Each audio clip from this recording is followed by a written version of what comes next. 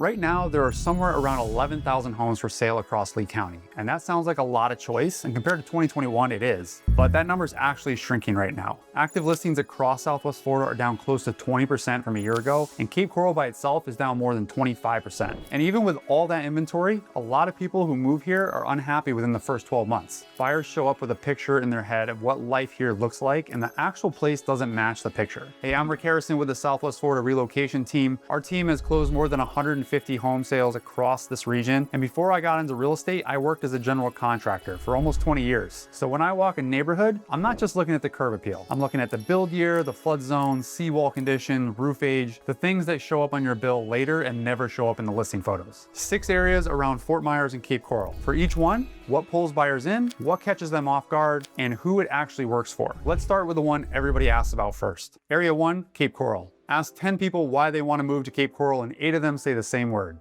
water. I get it, Cape Coral has more than 400 miles of navigable canals, more than any other city in the world. If you want a boat parked behind your house, this is one of the best places in Florida to make that happen. A non-waterfront single-family home runs in the 350s to the high 390s depending on the source, and it can go up more than that for luxury types of homes. A Gulf access home, the kind where you can idle out to open water without a bridge in your way, generally runs $750,000 and up. Most buyers know that walking in. What they don't plan for is the carrying cost. Start with insurance. Florida's Office of Insurance Regulation put the average homeowner's premium in Lee County at about $3,600 a year as of March of 2025. But that's over a year old, and it's also blended average across the entire county. On Gulf access canal homes and along the river, premiums commonly run 20 to 50% above comparable inland homes. And flood insurance is separate on top of that. It's not part of a standard homeowner's policy, and if you're financing, your lender will very likely require it. Then there's the seawall, and this is where my contractor background actually earns its keep. In most of Cape Coral, your property line runs out to the center of the canal. The seawall behind your house is yours. You own it, you maintain it,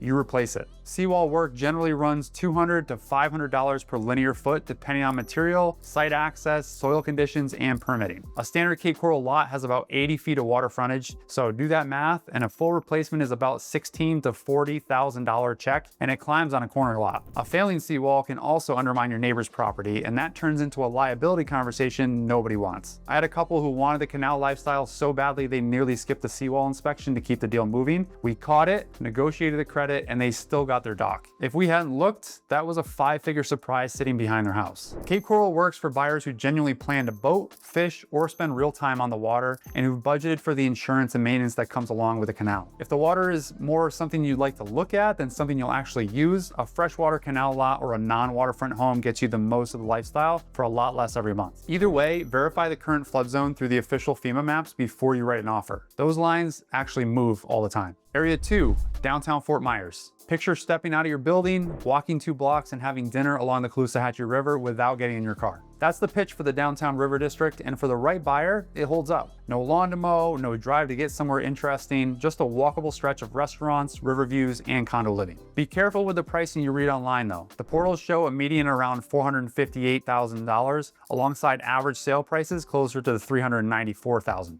When the median lands above the average like that, you're looking at 2 different measurements: list price and sold price stacked next to each other. Call it high 300s to mid 400s and get real close comps for the specific building. 2 things catch people off guard here though. The first is the monthly fee. River District high-rise condos commonly land between $800 and $1,300 a month, and some go even higher than that. That's every month on top of your mortgage, taxes, and insurance. And unlike a single-family home, you don't control that number. The board does. The second is how long these units take to sell. Condos downtown are averaging about 192 days on market. Just in general, the condo market is struggling quite a bit right now. If you're buying, that's leverage. If you're planning to resell in 3 years, you need to know that going in. So here's the piece I care about most. Florida's structural integrity reserve study requirements are now in force, and condo associations have to fully fund reserves for major structure components. That intent is great, and it's designed to stop the surprise assessments that use to blindside owners in older buildings, but an association that was underfunded going in has to close that gap somehow, and it gets closed by owners, usually in the form of assessments. So before you write an offer on a condo down here, get the budget, the reserve study,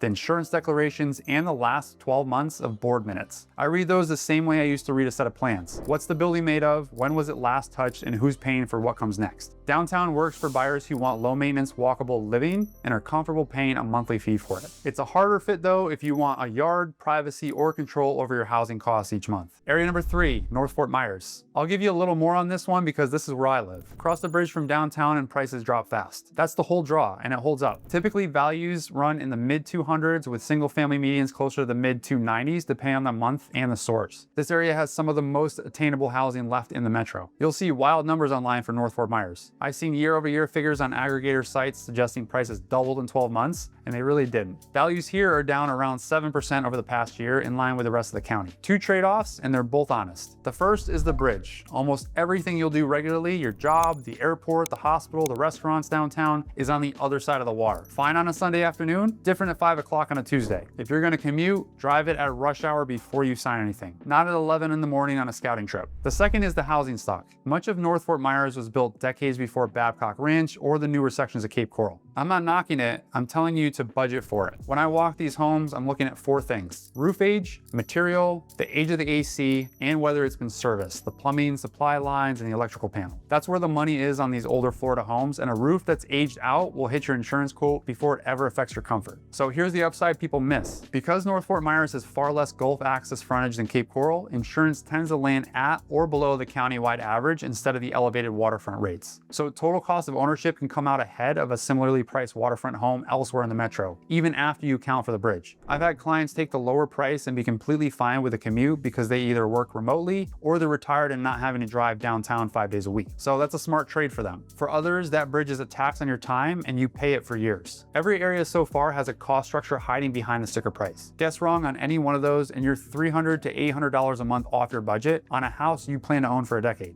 If you want to run the numbers before you decide, grab our free Southwest Florida relocation kit at swflrelocationteam.com/relocation-kit. We break down flood zones, insurance expectations, and true cost of ownership by area so you can compare all this side by side before you ever get on a plane. Area 4, Bonita Springs. If golf carts, gated entrances, and clubhouses with full calendars sound like your version of this next chapter, Bonita Springs is probably already on your list. And it should be. One of the most established resort-style markets in the region with mature landscaping and amenity packages that took decades to build out. Median sale prices sits in the mid 500s to around 580 depending on the month. You'll find headlines saying Bonita is one of the only cities in Southwest Florida with rising prices. Be careful. Bonita closes far fewer homes per month than Fort Myers or Cape Coral, so a handful of large expensive properties closing in 1 month pulls the median up while the underlying market is actually moving the other way. In one recent month, the median rose while price per square foot fell more than 5%. Trailing averages, which smooth that out, show prices down around 3%.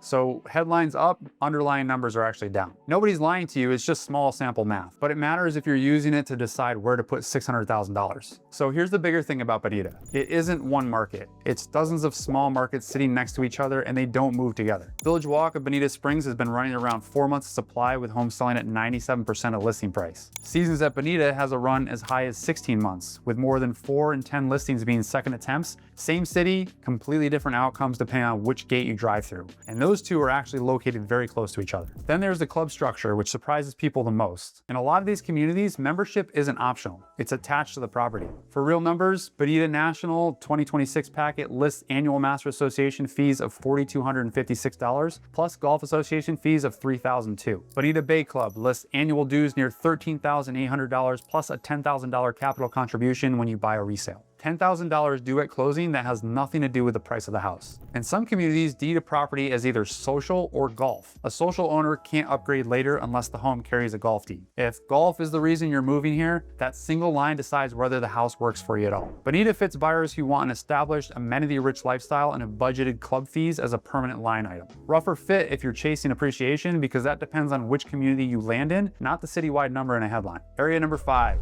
Estero. Estero gets picked for one reason more than any other. Families relocating with kids tell us it's the schools. I'm not going to rank schools for you on camera, Ratings shift, zone lines move, and the only number that means anything is the one attached to the specific address you're considering. We keep a schools directory on my website, swflrelocationteam.com/schools, and I'd verify any attendance zone directly with the school district before you write an offer. It is worth noting that this is school choice here in this area, so you can choose to go to whatever school you'd like your kids to go to, but just know that there may not be bus routes and you may need to be driving your kids that distance. Estero is the tightest market in Southwest Florida right now. Competitive months of supply, which strips out stale listings and stubborn relists to show what a correctly priced seller actually competes against, has run as low as 2 months here. Tightest of the 5 major cities tracked in this region. Closed sales have posted year-over-year growth for 8 straight months, and more than a third of active listings already have a buyer under contract. Be careful with price here too. Estero closes fewer homes per month than its neighbors, so the median bounces hard. Call it high 400s to high 500s, meaningfully above Fort Myers and Cape Coral, and treat any single month's median as close to useless on its own. The surprise here isn't the purchase price, it's the association fee. Monthly fees run from about $200 to well over $800 depending on the neighborhood. A basic gated community sits at the low end, a bundled golf or full resort community at the top. The range is the difference between a comfortable monthly budget and a tight one on the exact same purchase price. In the same morning as Bonita, people assume that because Estero has a strong reputation, any home anywhere in Estero holds value the same way. Not what the data shows. Bella Terra and the place at Corkscrew have been running the tightest inventory of any of the communities in the region, while Grandeza has posted a realist rate above 40% in a community where sales range from $220,000 to $1.3 million inside 120 days. Estero works for families who've made location their top priority and are prepared to pay a premium and move decisively. If that's not your main driver, Fort Myers and Cape Coral get you more house and more room to negotiate.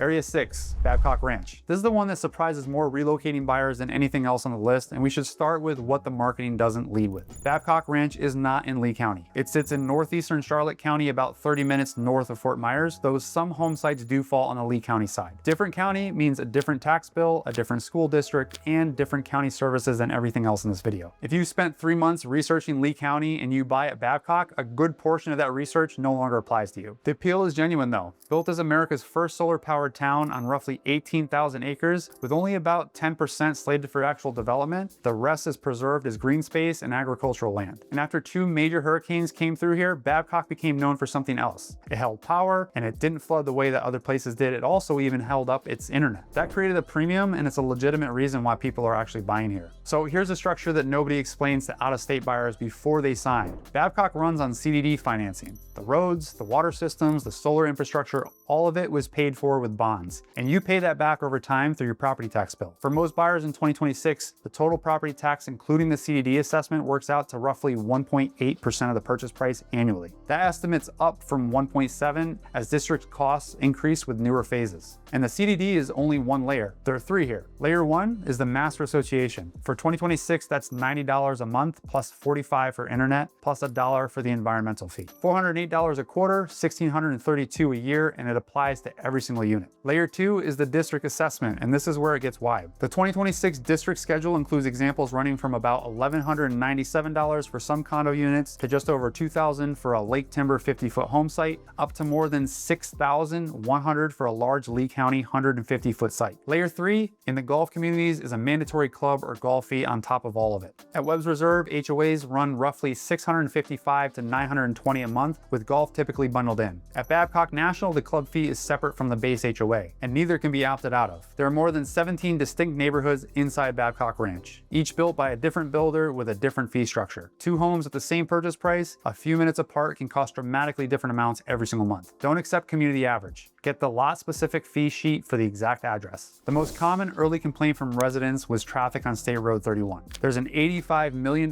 budget project widening it from 2 lanes to 4, possibly 6 in the near future too. The completion is actually currently targeted for the middle of 2027. And the community is actually maturing in a pretty good direction. But if you buy this year, you're buying during construction, and you're probably buying for another 10 years of construction to be coming. Babcock works for buyers who value new construction, storm resilience, and a master plan environment, and who've run the full 3-layer cost stack before they fall in love with the solar hometown pitch. It's a great community. The fee structure just needs to be part of the decision instead of discovering 6 months after closing. Babcock is the clearest example of why sticker price never tells you the whole story, but it's true across this whole region. Between CDD assessments, association fees, insurance swings, club memberships, and seawalls, 2 homes at the same purchase price can cost completely different amounts every month for as long as you own them. I've had clients fly down, fall in love with a house on a Saturday, and want to write an offer before they've seen the reserve study or a flood map. I understand the excitement. This is a beautiful part of the country. I love it here. But the people who are still happy 3 years later are the ones who slowed down long enough to run the numbers first. If you're thinking about relocating to Southwest Florida, give us a call or send us a text at 239-376-3777. Reach out and we'll get you set up for a free relocation strategy session with me, where we'll go through your budget, your lifestyle, and which of these areas actually fits what you're trying to do. And if you'd rather start on your own, scan the QR code on your screen or use the link in the description to download the Southwest Florida Relocation Kit. Do the homework before you get on the plane. It's a lot cheaper than doing it after closing. Thanks for watching, and I'll see you in the next one.